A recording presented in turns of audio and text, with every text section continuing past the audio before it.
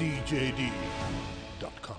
WWJ News Times 840. This Tuesday is Rare Disease Day in Michigan and across the United States. There are 300 million people worldwide with a rare disease. The day raises awareness, pushes for change to help them along with their families.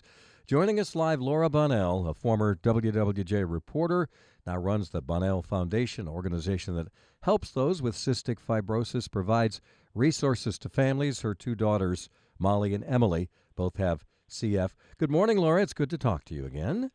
Good morning, Greg. It's great to talk to you as well. Well, you know, this is not a new fight or battle for you. I know that this has been near and dear to your heart for many, many years. So what are you going to be doing on Tuesday at the Capitol? So on Tuesday, we will be talking, and Representative Jason Morgan, who is of Ann Arbor, is the sponsor of this bill that is the Rare Disease Advisory Council, or RDAC for short, and it will give people with rare diseases a voice. And what better time to do it than on Rare Disease Day? There are 1 million people in Michigan that have rare diseases, and there are 7,000 different rare diseases. So it's just a great time for everyone to lift their voices. Now, talking about rare diseases, so how rare or common is CF then?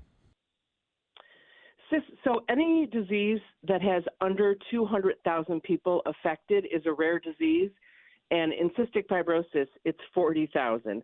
And also the reason that this is so near and dear to Representative Morgan's heart is because he has Burton Muscular Dystrophy. So he gets it. He gets everything that people with cystic fibrosis or any disease go through.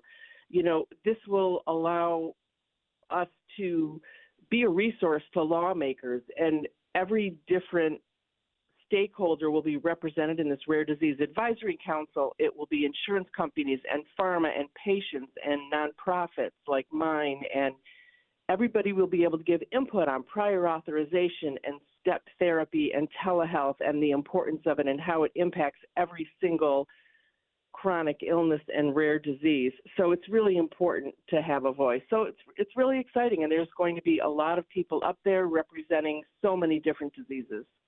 You know, we've all experienced the frustration at some point probably of having our insurance company deny whatever treatment or claim. You must be an expert at this because I know you've been dealing with that for, you know, over 20 years. So will this bill help with that kind of thing too?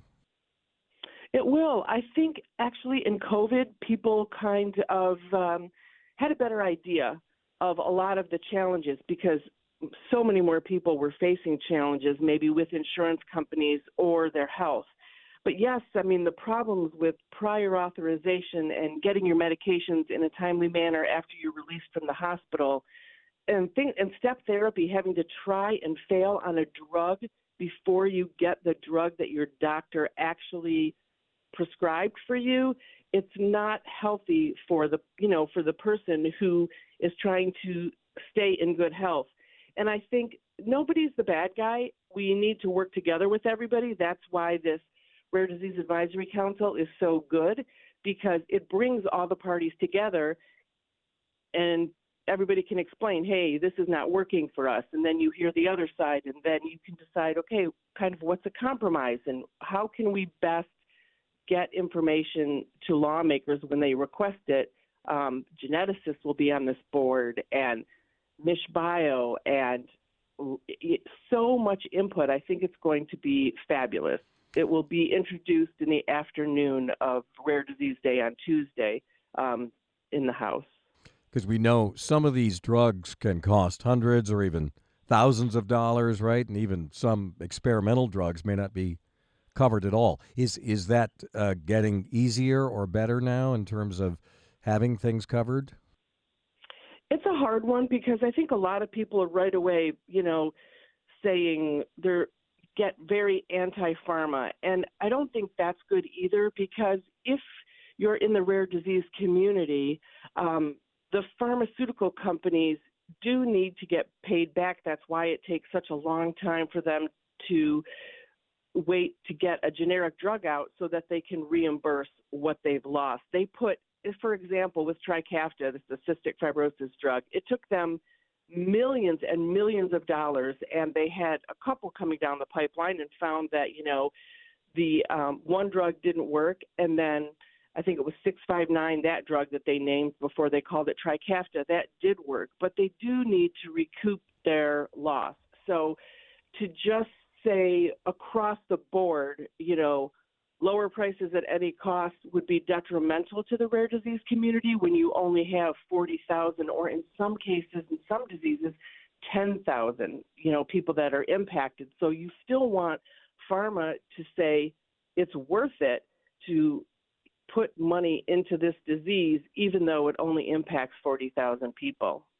On the positive side, there have been advances and progress, longer life expectancy, right? All these things are happening with cystic fibrosis.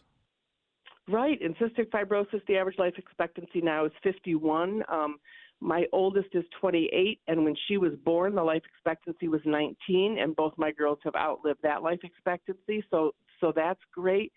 I think the biggest challenges are still raising awareness that it's not a Caucasian disease, that it does affect people of color, Asian, African American, Middle Eastern. Anybody can be impacted by cystic fibrosis, so I do think the numbers will grow a little bit as more people realize that they can indeed have cystic fibrosis. And newborn screening doesn't catch everyone because everyone's mutations aren't represented in that newborn screening process. There are 60 that are represented in the newborn screening process, and there's more than 2,000 mutations. So we have work to do, but this is a great step in the right direction. And information that I just told you, I'm sure, lawmakers can't know everything, right?